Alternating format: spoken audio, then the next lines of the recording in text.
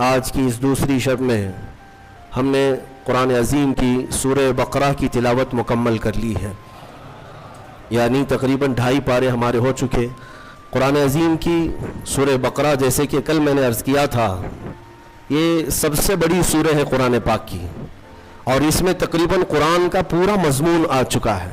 آج جہاں سے ہم نے شروعات کی ہے، اللہ تبارک و تعالی وہاں پر منافقین کی مذمت کرتے ہوئے ہیں، جو رسول کریم صلی اللہ علیہ وسلم سے بغض رکھتے ہیں، عداوت رکھتے ہیں دل کے اندر، وہاں سے شروع فرماتا ہے سَيَقُولُ السُّفَهَاءُ مِنَ النَّاسِ مَا وَلَّاهُمْ عَنْ قِبْلَتِهِمُ الَّتِي كَانُوا عَلَيْهَا، یعنی قبلے کے بدلنے والا مسئلہ یہاں سے شروع ہوا۔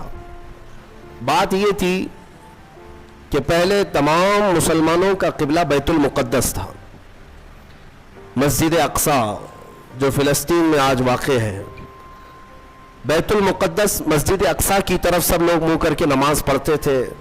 پچھلے انبیاء کرام کا بھی قبلہ رہا ہے، بہت سارے انبیاء کرام علیہ السلام کا قبلہ بیت المقدس ہی تھا۔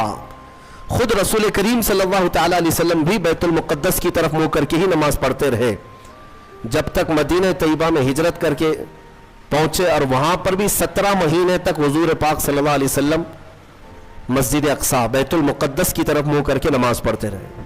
لیکن ایک وقت ایسا آیا میرے عزیزوں، رسول کریم صلی اللہ تعالی علیہ وسلم ظہر کی نماز پڑھا رہے تھے صحابہ کو۔ مدینے میں دونوں قبلوں کا جو رخ ہے بالکل اپوزٹ ہے، بیت المقدس اس طرف ہے، خانہ کعبہ اس طرف ہے، دونوں اپوزٹ سائیڈ میں ہیں، دو قبلے۔ حضور اکرم صلی اللہ تعالی علیہ وسلم ظہر کی نماز صحابہ کو پڑھا رہے تھے بیت المقدس کی طرف منہ کر کے، 2 رکعت ہو چکی تھی۔ دل میں خیال آیا رسول کریم کے کہ کاش ہمارا قبلہ بیت المقدس کی بجائے خانہ کعبہ ہوتا تو کتنا اچھا ہوتا، کیونکہ رسول کریم صلی اللہ علیہ وسلم کو مکہ سے بڑی محبت تھی، لگاؤ تھا، پیدائشی وطن بھی ہے، اللہ کا گھر بھی ہے۔ خانہ کعبہ کی طرف اگر ہمارا منہ ہوتا تو کتنا اچھا ہوتا، یہ کہاں حضور پاک کے دل میں خیال آیا، اور اس خیال کے آتے رسول کریم صلی اللہ علیہ وسلم اپنا چہرہ آسمان کی طرف اٹھا رہے تھے، کبھی آسمان کی طرف دیکھتے اور پھر نماز پڑھاتے۔ 2 رکعت ہو چکی ہے، اور جب رسول کریم صلی اللہ علیہ وسلم کا چہرہ آسمان کی طرف اٹھا، فوراً جبرائیل امین آیت لے کر نماز میں ہی داخل ہوئے، نازل ہوئے۔ کیا آیت تھی جس کی آج ہم نے تلاوت کی ہے؟ فرماتا ہے مولا قد نرا تقلب وجہک فی السماء، اے محبوب ہم آپ کا چہرہ اٹھانا دیکھ رہے ہیں، آسمان کی طرف آپ جو چہرہ اٹھا رہے ہیں آپ، وہ ہم دیکھ رہے ہیں۔ اللہ فرماتا ہے فَلَنُوَلِّيَنَّكَ قِبْلَةً تَرْضَاهَا، ہم آپ کو اسی طرف پھیر دیں گے جہاں آپ کی مرضی ہوگی، ہم آپ کو اسی طرف پھیر دیں گے، اسی طرف آپ کا قبلہ بنا دیں گے جہاں آپ کی مرضی ہوگی۔ خدا کی رضا چاہتے ہیں دو عالم، اور خدا چاہتا ہے رضا محمد۔ آپ کی مرضی جس طرف ہوگی ہم آپ کو اسی طرف پھیر دیں گے۔ اتنی بات ہی نہیں، اس کے فوراً بعد جو آیتیں آپ تلاوت کریں گے قرآن پاک سورہ بقرہ میں 2 پارے کا پہلا صفحہ جب آپ پڑھیں، ترجمے سے پتہ چلے گا آپ کو، یہ آیتیں تو آئی، اے محبوب ہم آپ کا آسمان کی طرف چہرہ اٹھانا دیکھ رہے ہیں، ہم آپ کو اسی طرف پھیر دیں گے جہاں آپ کی مرضی ہوگی۔ اس کے فوراً بعد آیت آتی ہے فَوَلِّ وَجْهَكَ شَطْرَ الْمَسْجِدِ الْحَرَامِ، دیر کس بات کی محبوب، ابھی اسی حالت میں آپ قبلہ بیت المقدس کی بجائے کعبے کی طرف کر لیں، بیت المقدس کی بجائے کعبے کی طرف ابھی کر لیں، نماز کی حالت میں۔ حکم نماز کی حالت میں ہوا، اور رسول کریم صلی اللہ علیہ وسلم 2 رکعت کے بعد پھر گئے بیت المقدس سے کس طرف؟ خانہ کعبہ کی طرف۔ بالکل اپوزٹ ڈائریکشن ہے دونوں بھی، میں آپ کو بتا رہا ہوں، پیچھے صحابہ کی جماعت ہے، میں اگر آپ کی طرف گھوم جاؤں تو مقتدیوں کا آمنا سامنا نہیں ہوگا، امام پیچھے ہو جائے گا، مقتدی آگے ہو جائیں گے۔ ایک روایت میں ہے رسول کریم صلی اللہ تعالی علیہ وسلم چل کر کے ان صفوں میں سے بیچ میں سے آگے گئے، اور صحابہ نے جب دیکھ لیا حضور کا چہرہ اس طرف تو پوچھا نہیں کیوں، سبوں نے اسی طرف کر لیا۔ دین اسی کا نام ہے جس طرف رسول کا چہرہ ہے، یہ پوچھنے کی ضرورت نہیں کہ آقا اب تک یہاں تھا اب یہاں کیوں، کسی صحابی نے پوچھا نہیں, سبوں نے اس طرف منہ کر لیا. نماز کے عالم میں پوچھ تو نہیں سکتے, لیکن جب رسول کا چہرہ دیکھا, میرے عزیزو یہی تو اصل دین ہے. اقبال کہتا ہے بمصطفیٰ رساں خیش کے دی ہماؤس, اپنے آپ کو نبی کے قدموں تک پہنچا دے, دین یہی ہے. گرب اون رسیدی تمام بو لہبیس, اور اگر تم رسول تک نہیں پہنچ سکے تو پوری زندگی ابو لہب کی طرح ہے. ابو لہب ہے. حضور تک پہنچ جانا یہی دین ہے, اور صحابہ اس کو سمجھتے تھے. حضور کا چہرہ اس طرف ہوا تو سب صحابہ گھوم گئے. ایک روایت میں تو یہ ہے کہ رسول کریم صلی اللہ تعالی علیہ وسلم مڑ گئے تو صحابہ چل چل کر کے پیچھے آ کر کے صفیں لگانے لگے. اس طرف سے اس طرف سب آئے اور حضور کے پیچھے صفیں لگا کر باقی کی 2 رکعت نماز ادا کی. اس نماز میں چہرہ بھی بدلا, چلت پھرت بھی ہوئی, لیکن نماز کسی کی نہیں ٹوٹی, اس لیے کہ وہ سارے صحابہ رسول کی اطاعت میں تھے. ایک صحابی نماز پڑھ رہے تھے, حضور نے بلایا ان کو نام لے کر, وہ نماز پڑھتے رہے. میرے آقا نے پھر بلایا, وہ نماز پڑھ رہے تھے. پھر سلام پھیر کر دوڑے دوڑے آئے, یا رسول اللہ آپ نے بلایا. حضور نے فرمایا میں تو کافی دیر پہلے بلایا تھا, اب آ رہے ہو. کہا آقا نماز پڑھ رہا تھا. حضور نے فرمایا کیا تم نے قرآن کی آیت نہیں سنی؟ یا ایھا الذین آمنوا استجیبوا للہ وللرسول اذا دعاکم, اے ایمان والو اللہ اور اس کے رسول جب بلائیں تب حاضر ہو جاؤ, چاہے نماز میں ہی کیوں نہ ہو. فرمایا نماز میں ہی کیوں نہ ہو, حاضر ہونا ہے. حضور نے اگر ندا دے دی, اس صحابی نے پوچھا نماز چھوڑ کر آ جاؤں؟ سنو اب مسئلہ کیا ہے. فرمایا گیا کہ ہاں 2 رکعت اگر تم نے پڑھ لی, 4 رکعت والی نماز پڑھ رہے تھے عصر کی, 2 رکعت پڑھ چکے تھے یا 1 رکعت پڑھ چکے تھے, رسول نے بلایا, نماز چھوڑ کر کے چلے آئے. حضور نے پوچھا خیریت, طبیعت کیسی, ساری چیزیں بات چیت ہوئی. حضور نے بازار بھیجا, سامان لے آؤ, سودا سلف خریدو, فلاں کو دے آؤ. سب سامان دیا, خریدا, خرید و فروخت کیا. واپس آیا, فرمایا گیا جہاں سے چھوڑا تھا وہیں سے کمپلیٹ کرو, کنٹینیو کرو, پھر سے دہرانے کی ضرورت نہیں. 2 رکعت ہوئی تھی, آگے کی 2 رکعت کمپلیٹ کر لو, کنٹینیو کرو. کیوں؟ اس لیے کہ یہ بیچ میں جو تم جو کچھ بھی کرتے رہے یہ نماز کے باہر نہیں, یہ بھی رسول کی اطاعت ہے. بمصطفیٰ رساں خیش کے دی ہماؤس. اسی لیے اقبال نے کہا اپنے آپ کو نبی کے قدموں تک پہنچا دے, یہی دین ہے. قبلہ بدل جانے کے بعد پوچھا کسی صحابی نے کہ یا رسول اللہ ہم تو اس طرح منہ کر کے نماز پڑھتے تھے, میں اگر آپ کے سامنے, آپ 1000 میرے چاہنے والے کیوں نہ ہو, 1000 میرے عاشق کیوں نہ ہو, مصلی سے اگر میرا منہ گھوم گیا تو سارے پکڑ کے مجھے گھمائیں گے سیدھے, امام صاحب سیدھے قبلے کی طرف ہو جاؤ. یا اگر کسی نے نہیں گھمایا تو بعد میں تو بولیں گے آپ کا قبلہ صحیح نہیں تھا, آپ اس طرف منہ کر کے پڑھ رہے تھے, قبلہ ایسے تھا. میرے عزیزو شریعت سب کے لیے ہے, لیکن رسول جو کرے وہی شریعت ہے. حضور پاک صلی اللہ علیہ وسلم اگر گھوم گئے پورے اپوزٹ ڈائریکشن میں, کسی صحابی نے پوچھا بھی نہیں, بلکہ خود بھی گھوم گئے حضور کی طرف, اور رسول کریم صلی اللہ تعالی علیہ وسلم کی اقتداء میں نماز کمپلیٹ کی. وہ ایک نماز ایسی ہے, 4 رکعت والی ایک نماز ایسی ہے, 2 رکعت بیت المقدس کی طرف منہ کر کے اور 2 رکعت خانہ کعبہ کی طرف منہ کر کے. باقی کسی کی ایسی نماز نہیں ہے. آج بھی وہ مسجد مدینہ طیبہ میں موجود ہے جس کو مسجد قبلتین کہتے ہیں, جہاں یہ قبلہ بدلا تھا. حضور پاک صلی اللہ تعالی علیہ وسلم کے چہرے پاک کا حال یہ ہے کہ اگر آسمان کی طرف اٹھ جائے تو قیامت تک کے لیے قبلہ بدل جائے. سوچو تو ذرا صحیح, اس چہرے پاک کا اثر یہ ہے کہ اگر اٹھ گیا آسمان کی طرف تو ہمیشہ کے لیے قبلہ بدل گیا. تو ایک بار وہ چہرہ اگر ہم سب کی طرف ہو جائے, میرے آقا آؤ کہ مدت ہوئی ہے, تیری راہ میں اکھیاں بچھاتے بچھاتے بڑے دن ہوئے ہیں, تیری حسرتوں میں تیری یادوں میں بڑے دن ہو گئے گھر کو سجاتے سجاتے. اے مومنو تمنا یہ کرو حضور کی بارگاہ میں ہمیشہ کہ وہ چہرے جمال جہاں آرا ایک بار نظر آ گیا تمہیں تو تمہارا یہ ادھر ادھر کا قبلہ بدل جائے گا, پھر تمہارا قبلہ اسی محبوب 2 جہاں کی طرف ہوگا. ہمارے دلوں کے قبلے کو بدلنا بھی یہ میرے حبیب پاک صلی اللہ علیہ وسلم کا اثر ہے۔ صحابہ کا حال یہ تھا کہ انہوں نے کسی نے پوچھا نہیں 2 رکعت ادھر اور 2 رکعت ادھر کیوں، بلکہ صحابہ جانتے تھے کہ جو رسول کرے وہی دین ہے، وہی شریعت ہے۔ ایک صحابی سے پوچھا حضور پاک صلی اللہ تعالی علیہ وسلم ظہر کی نماز میں قرات کرتے تھے کہ نہیں کرتے تھے؟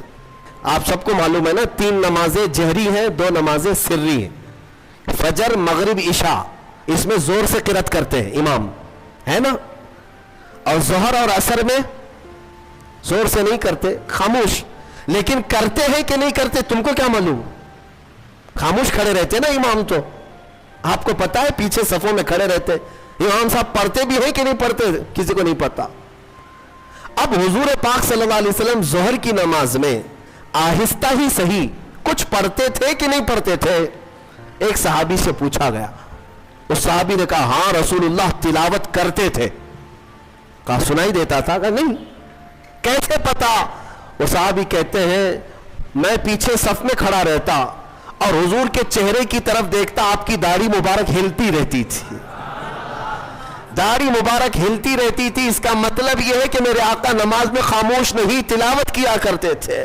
اے میرے عزیزوں، ان صحابہ سے پوچھو نماز میں تمہیں کعبے کی طرف دیکھنا چاہیے یا رسول کے چہرے کی طرف؟ ان صحابہ کی ترجمانی اگر کہیں سے ملتی ہے تو بریلی کے امام کی زبان میں، وہ کہتا ہے حاجیوں آؤ شہنشاہ کا روضہ دیکھو، کعبہ تو دیکھ چکے، کعبے کا کعبہ دیکھو، کعبے کا کعبہ دیکھو۔ صحابہ جو دیکھتے تھے وہ کیا تھا؟ کعبے کا کعبہ تھا، اور وہ ان کی نمازیں نہیں ٹوٹتی تھیں۔ اب کے زمانے میں امام کے پیچھے ہیں آپ، لیکن امام کو دیکھتے مت رہو نماز میں کہ امام کی ٹانگ اٹھی ہے یا پیر اٹھا ہے، پیجامہ نیچے آیا ہے، کیا ہو رہا ہے اس کا نماز میں، یہ تمہیں حکم آج نہیں ہے۔ نماز میں اگر کھڑے ہو گئے تو قبلے کی طرف منہ رہے۔ صحابہ اکرام کا حال یہ تھا کہ وہ اپنے رسول کو دیکھا کرتے۔ آج مدینہ طیبہ میں اگر آپ جائیں گے، اللہ سب کو حاضری نصیب فرمائے۔ یہ حضور کا محراب اس طرف ہے سامنے، حضور پاک صلی اللہ تعالیٰ علیہ وسلم کا محراب سامنے ہے، اور جب محراب کی طرف منہ کر کے کوئی کھڑا رہے گا تو بائیں ہاتھ کی جانب حضور صلی اللہ تعالیٰ علیہ وسلم کا حجرہ، جو روضہ ہے آج بھی حضور کا، وہی حضور کا حجرہ تھا جس میں میرے آقا صلی اللہ علیہ وسلم حضرت عائشہ صدیقہ رضی اللہ تعالیٰ عنہا کے ساتھ قیام فرماتے۔ وہ حجرہ عائشہ صدیقہ ہے جس میں میرے آقا دفن ہے آج۔ کہاں ہے وہ؟ یہ سامنے محراب اور ادھر بالکل بائیں سائیڈ میں حجرہ ہے حضور کا، دروازہ بھی اس کا وہی تھا۔ جب اقامت یہاں بولتا مؤذن، حضور حجرے سے نکلتے تھے، اور جب حضور حجرے سے نکلتے صحابہ کھڑے ہو جاتے تھے اور صفیں لگ جاتی تھی۔ اندازہ کرو قبلہ ادھر ہے اور حضور کا حجرہ ادھر ہے بائیں جانب۔ حضور اکرم صلی اللہ تعالیٰ علیہ وسلم کی وفات سے چند دنوں پہلے کی بات ہے، یا آخری ایام ہے ظاہری زندگی کے، جب رسول کریم صلی اللہ تعالیٰ علیہ وسلم علالت میں تھے، تکلیف بہت زیادہ تھی، بخار کی شدت تھی، 1 مہینے تک بخار کی شدت رہی سفر کے مہینے میں۔ ان دنوں میں بعض مرتبہ ایسا ہوا حضور اکرم صلی اللہ تعالیٰ علیہ وسلم اپنے حجرے سے نکلتے تو 2 صحابہ کے کندھوں پر ہاتھ رکھ کر کے آتے تھے، تکلیف کی شدت تھی لیکن پھر بھی مسجد میں آ جاتے تھے۔ لیکن آپ کی وفات سے چند دن پہلے ایسے حالات پیش آئے کہ حضور اپنے حجرے سے باہر نہیں آتے تھے۔ صحابہ کی نمازیں کون پڑھاتا تھا؟ حضرت ابو بکر صدیق پڑھاتے تھے، مصلی پر آپ بڑھتے، نمازیں آپ پڑھاتے۔ 17 نمازیں حضرت ابو بکر صدیق نے پڑھائی۔ ایک روایت میں پڑھتا ہوں تو آنکھیں بھیگ جاتی ہیں۔ مغرب کی اذان ہو چکی، صفیں لگ چکی، مؤذن اقامت بول چکا، حضرت ابو بکر صدیق مصلی پر جا چکے، تکبیر باندھ لیے، اچانک حضور کا حجرہ کھل گیا۔ کئی دن سے میرے آقا آئے نہیں تھے، جیسے حجرہ کھلا سارے صحابہ مڑ کر کے میرے آقا کی طرف دیکھنے لگ گئے، قبلے کی طرف نہیں، حجرے کی طرف سب مڑ گئے۔ اور جب رسول کریم صلی اللہ تعالیٰ علیہ وسلم کے چہرے پاک کی چمک دیکھا، سارے صحابہ کے دلوں میں ایسی رقت طاری ہو گئی، ان کی آوازیں بلند ہو گئی، بعض نے ہاتھ پر آواز مار مار کر کے کہا ابو بکر پیچھے آ جاؤ، آفتاب رسالت آ چکے ہیں، رسول کریم صلی اللہ تعالی علیہ وسلم آ چکے۔ میں یہ نماز کی حالت کی بات کر رہا ہوں، نماز کی حالت۔ صحابہ جانتے تھے کہ رسول کی رضا ہی یہ اللہ تک پہنچنے کا ذریعہ ہے، اگر رسول کو راضی کر لیا تو ساری عبادتیں ہیں، اور اگر وہ راضی نہ تو ساری عبادتیں فضول ہیں۔ صحابہ کرام رضوان اللہ تعالی علیہ مجمعین نے جب آواز لگائی تو وہ ابو بکر صدیق مصلی پر جو ہے، میرے عزیزوں مصلی پر جا چکا امام، تکبیر باندھا ہوا امام، جب آواز آئی پیچھے سے تو وہ خود بھی بائیں جانب مڑ کر دیکھتے ہوئے پیچھے کی طرف آنے لگ گئے، نماز توڑ کر کے نہیں، رکعت باندھ کر کے پیچھے کی طرف آنے لگ گئے۔ رسول کریم صلی اللہ تعالی علیہ وسلم جب تشریف لائے تو مصلی پر میرے آقا صلی اللہ تعالی علیہ وسلم کو بٹھایا گیا۔ یہ کیسی نمازیں تھیں، کیسی نماز! ہم اور آپ اگر حرکت بھی کریں تو نماز ٹوٹ جائے، نماز باطل ہو جائے، فاسد ہو جائے، لیکن رسول کے لیے اگر چہرہ پھر بھی گیا تو نماز باطل نہیں، بلکہ میں کہتا ہوں وہی تو عین نماز ہے۔ ظالمو تم کہتے ہو رسول کا خیال آنا، معاذ اللہ رب العالمین برے کلمات کہتے ہو، گدھے کے خیال سے بدتر ہے۔ ان صحابہ سے پوچھو، وہ اللہ رب العزت کی عبادت کرتے تھے لیکن رسول کے چہرے کو بھی دیکھا کرتے تھے۔ اس لیے میں نے کل ہی آپ کے سامنے یہ عرض کیا، قرآن کی اگر تفسیر بھی سننا ہو تو اے سنیو، شرط یہ ہے کہ دل کو محبت مصطفیٰ کا ایک عظیم مدینہ بناؤ، تبھی تمہیں قرآن کی آیتیں سمجھ میں بھی آئے گی۔ بہرحال یہ قبلے کے تبدیل ہونے والی جو آیتیں آئیں، اس پر یہودیوں نے بہت واویلا مچایا، بہت واویلا مچا رہے، اتنے سالوں سے قبلہ تھا، نبیوں کا قبلہ تھا، انہوں نے بدل دیا، انہوں نے بدل دیا، یا آ کر کے بدل دیے، اس طرح کی باتیں آنے لگی۔ تو رب تبارک و تعالیٰ نے ابھی اپنے حبیب صلی اللہ تعالیٰ علیہ وسلم سے یہ فرمایا، آپ ارشاد فرمائیں وَمَا أَنْتَ بِتَابِعٍ قِبْلَتَهُمْ، آپ فرما دیں ان سے کہ میں تمہاری قبلے کی پیروی کرنے نہیں آیا، بلکہ رسول جو کہہ دیں گے وہی قبلہ ہے۔ عزیزان گرامی وقار، قبلے کی تبدیلی کا حکم جو آیا وہ اسی پارے میں اس کا ذکر ہے، اور اس کے بعد پورے دوسرے پارے میں کئی احکام نازل ہوئے شہیدوں کے متعلق۔ اسی آیت میں فرمایا رب تعالیٰ نے جو اللہ کی راہ میں مارے جائیں انہیں مردہ نہ کہو، وہ زندہ ہیں، بل احیاء ولکن لا تشعرون۔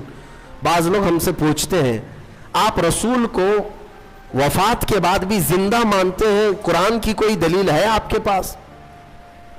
قرآن کی کوئی دلیل ہے؟ قرآن کی کوئی آیت ہے؟ میاں میں وہی پڑھ رہا ہوں آپ کے سامنے، وَلَا تَقُولُوا لِمَنْ يُقْتَلُ فِي سَبِيلِ اللَّهِ أَمْوَاتٌ، جو اللہ کی راہ میں مارے گئے ہوں انہیں مردہ نہ کہو۔ ہر سنی مسلمان جانتا ہے، تو سب سے پہلے یہ کہتے ہیں لوگ، ارے میاں یہ تو شہیدوں کے لیے آیت ہے۔ ہم کہتے ہیں کیٹیگری اگر آپ کو بتاؤں شہید کا مقام کب آتا ہے، اللہ تعالیٰ نے آیت میں فرمایا انعم اللہ علیہم من النبیین والصدیقین والشہداء والصالحین، چار لوگوں کا ذکر قرآن میں اللہ نے فرمایا جن پر اللہ نے انعام نازل کیا۔ نمبر 1 النبیین، انبیاء سب سے پہلا مقام ہے، والصدیقین دوسرے نمبر پر صدیق ہوتے ہیں، تیسرے نمبر پر شہید۔ تیسرے نمبر والا جب اپنی قبر میں زندہ ہو سکتا ہے تو پہلے نمبر والا کیوں نہیں زندہ ہو سکتا؟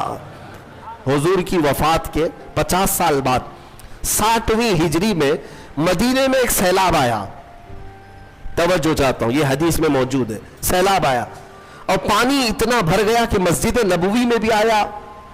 مسجد نبوی میں جب پانی آیا تو حضور کے حجرے میں بھی داخل ہوا، مٹی کی قبریں تھی، ایک قبر کھل گئی، قبر کھل گئی تو پیر باہر نظر آنے لگا، خوبصورت پیر، مدینے والے سب جمع ہو گئے کہ رسول اللہ کا پیر نظر آنے لگا۔ کب کی بات؟ 60ویں ہجری کی بات کر رہا ہوں، 60 ہجری، حضور کی وفات کے 50 سال بعد۔ تو صحابہ بھی جمع ہوئے، اس میں پھر ایک تابعی حضرت عروہ بن زبیر رضی اللہ، وہ آگے بڑھے اور انہوں نے کہا، غور سے دیکھا، قدم کو چھوا بھی اور لوگوں سے کہا، اے مدینے والوں یہ اللہ کے رسول کا قدم نہیں، یہ عمر ابن خطاب کا قدم ہے۔ میں اچھی طرح سے جانتا ہوں، واللہ ہادہ لقدم عمر، قسم خدا کی یہ پیر عمر ابن خطاب کا ہے۔ اور روایت بیان کرنے والے کہتے ہیں کہ پیر کو جب چھوتے تھے تو خون اپنی جگہ سے ہٹ جایا کرتا تھا، جیسے زندوں کو چھوئیں تو خون ادھر سے ادھر ہوتا ہے۔ یہ 60ویں ہجری میں کس کا پیر؟ عمر ابن خطاب رضی اللہ تعالیٰ عنہ کا، جن کے پہلو میں آرام کرنے والا زندہ ہے، تو پھر اس رسول کی برکت کا حال کیا ہوگا؟ تو زندہ ہے واللہ، تو زندہ ہے واللہ، میری چشم عالم سے چھپ جانے والے، جو تم کو مردہ کہے وہ مردہ ہے واللہ، اور اے رسول پاک تم زندہ ہو واللہ، تم زندہ ہو واللہ۔ آج کے پارے میں ہم نے جو تلاوت کی وہ ہے حج کے احکام، تقریباً اس میں آ گئے الحج اشہر معلومات۔ اب رمضان کے بعد جو مہینہ شروع ہوگا وہ حج کا مہینہ ہے، شوال، ذی القعدہ، ذی الحج، شوال کا پورا مہینہ، ذی القعدہ کا پورا مہینہ، اور ذی الحجہ کے 10 دن قرآن کہتا ہے یہ حج کے مہینے ہیں۔ فمن فرض فیہن الحج، جس پر حج فرض ہو گیا پھر وہ کوئی گناہ نہ کرے، فلا رفث ولا فسوق ولا جدال فی الحج، زنا، خواہشات نفسانیہ، یا پھر جھگڑا، یا پھر کوئی ایسا فسق والا عمل نہ کرے، حج جس پر فرض ہو گیا۔ اب حج کس پر فرض ہوا؟ ہمارے ہاں تو یہی حال ہے کہ بیٹی کی بھی شادی ہو چکی ہو، بیٹے کی بھی ہو چکی ہو، سب کے عقیقے بھی ہو چکے ہوں، ان کے تمام کام سب ہو چکے ہوں، بال سفید ہو گئے ہوں، کمر ٹیڑھی ہو گئی، تب حج فرض ہو رہا ہے۔ میاں حج کیا فرض ہو رہا ہے؟ اس وقت تو قبر فرض ہونے والی ہے۔ ابھی حج جو ہے عمر کے اعتبار سے فرض نہیں ہے۔ صاحب استطاعت کسے کہتے ہیں؟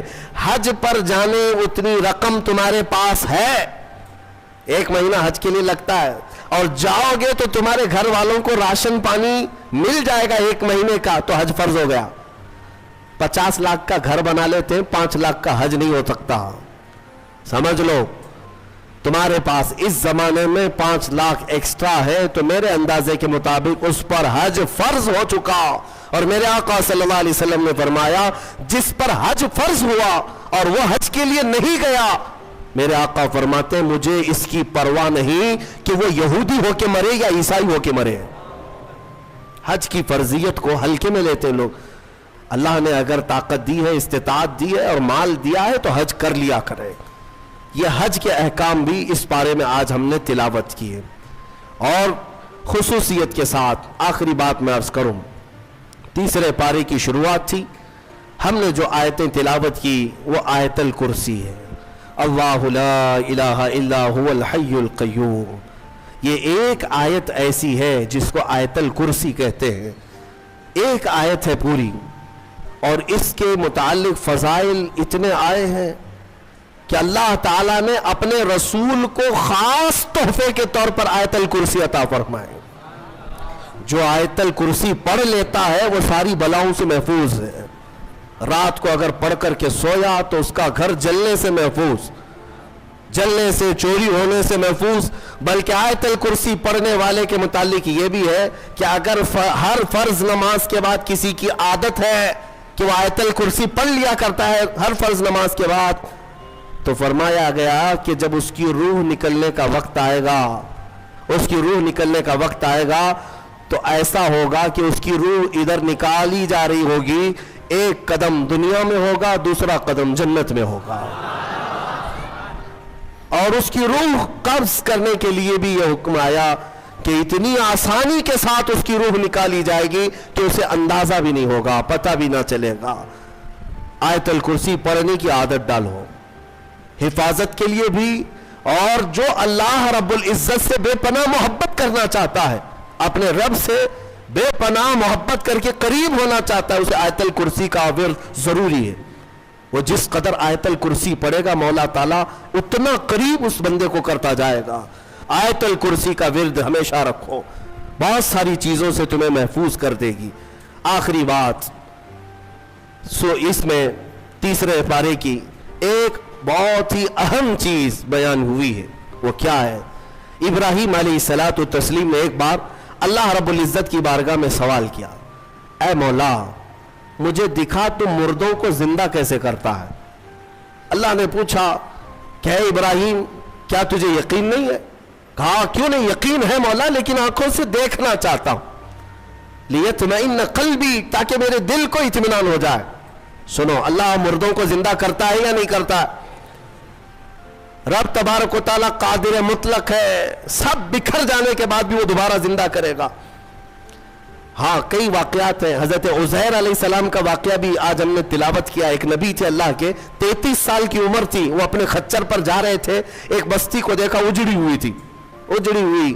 انہوں نے یہ پوچھا اللہ کی بارگاہ میں کہ مولا یہ سب پوری بستی اجڑ گئی، یہاں نہ سبزے اگتے ہیں، نہ درخت، نہ پودے، کچھ نہیں، کیا پھر اس بستی کو تو دوبارہ زندہ کرے گا؟ تو حضرت عزیر علیہ السلام کو اسی وقت نیند لگ گئی، سو گئے۔ اور سوئے تو 100 سال کے لیے سو گئے، 100 سال کے لیے وہی سو گئے۔ اور جس خچر پر آئے تھے، جو کھانا لے کر کے آئے تھے، اس کو بھی نیند لگ گئی۔ نیند کیا ہے؟ موت کی بہن ہے، اللہ نے سلا دیا۔ 100 سال کے بعد اٹھایا اللہ نے، پوچھا عزیر سے کتنے دن یہاں ٹھہرے رہے؟ کہا میں تو صبح آیا تھا، دوپہر ہو رہی ہے۔ اللہ نے فرمایا ذرا اپنے خچر کو دیکھو، تمہارے کھانے کو دیکھو، تم 100 سال یہاں ٹھہرے ہو۔ حضرت عزیر جب اٹھے اور گئے تو ان کی عمر تو 33 تھی، ان کی عمر تو 33 سال ہی تھی۔ مولا 100 سال سلایا، اس کے بعد بھی جوان ہی اٹھایا۔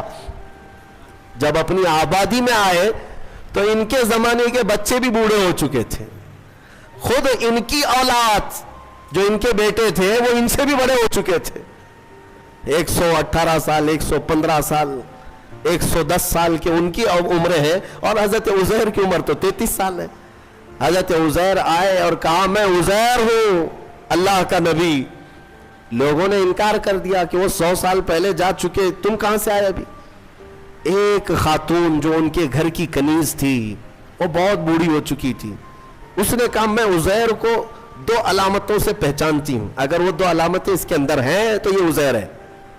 وہ آئی، کہا ایک تو یہ ہے کہ پورے زمانے میں تورات اگر کسی کو لفظ بلفظ یاد ہے تو صرف عزیر علیہ السلام کو، کسی کو نہیں، ایک علامت یہ ہے۔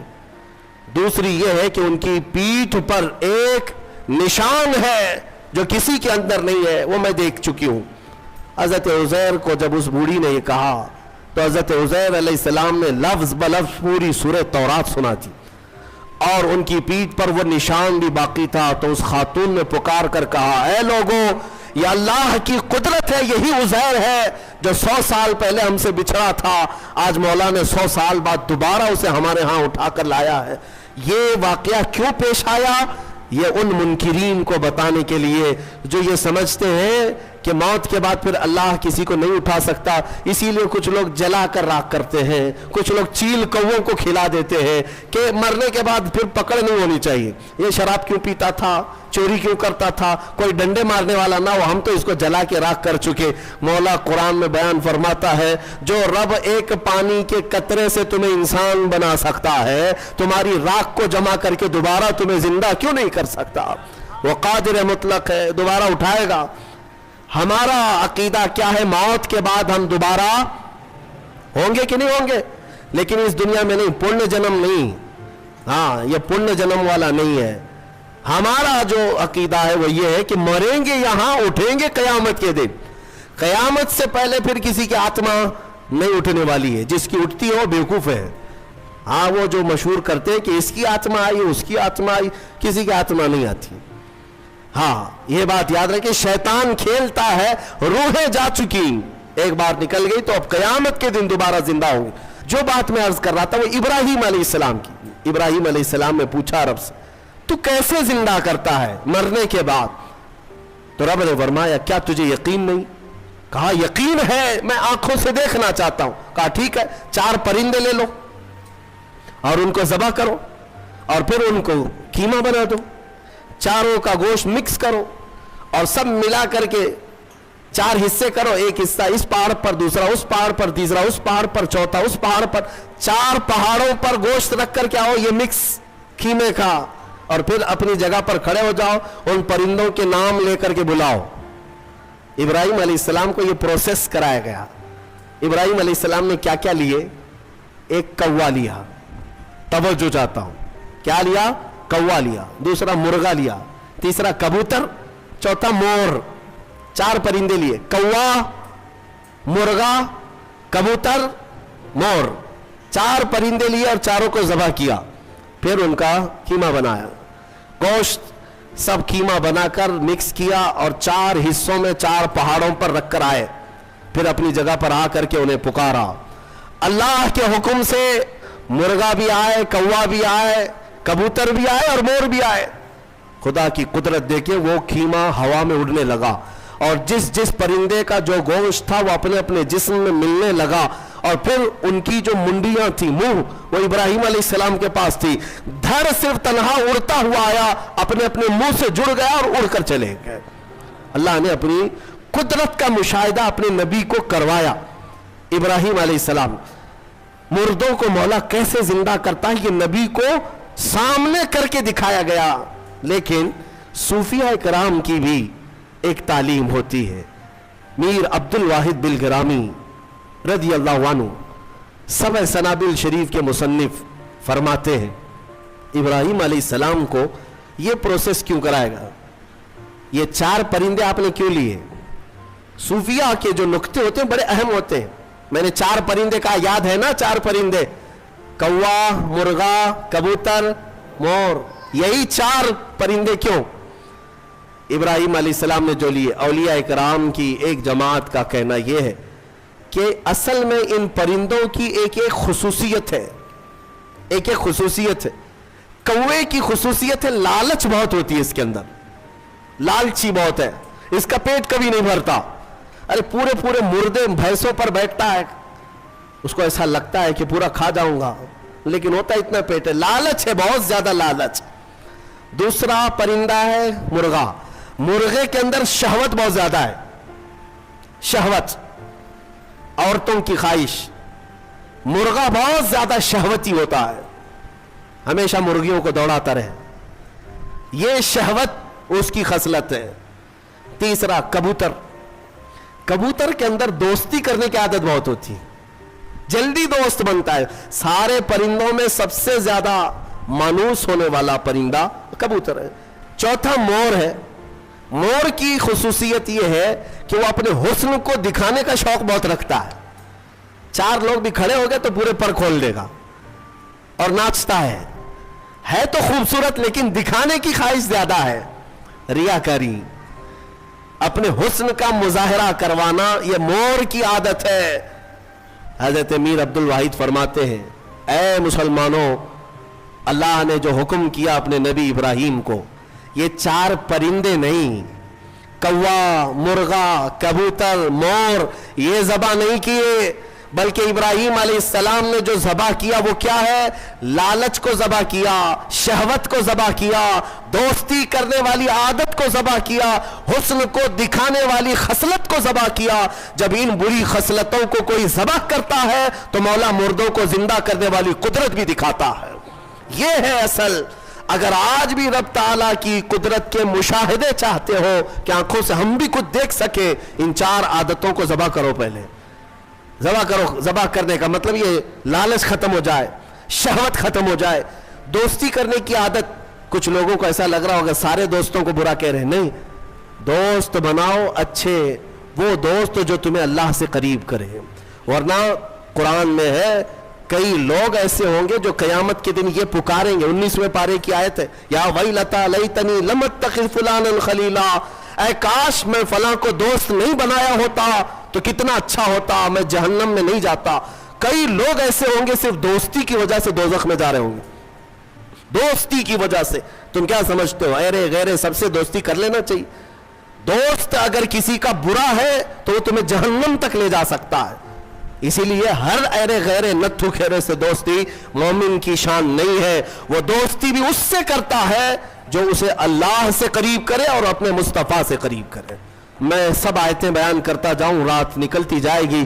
ویسے وقت کی قلت دامنگیر ہر دن رہتی ہے. اللہ تبارک و تعالی ہم سب کو کہنے سننے سے زیادہ عمل کی توفیق عطا فرمائے۔ مولا قرآن کی تفسیر پر ہم سب کو عمل کی توفیق عطا فرمائے، اور ہمارے دلوں میں عشق مصطفیٰ اور حضور اکرم صلی اللہ علیہ وسلم کی محبت کا اور ان کی عزت کا پہرا دینے کی ہمیں توفیق عطا فرمائے۔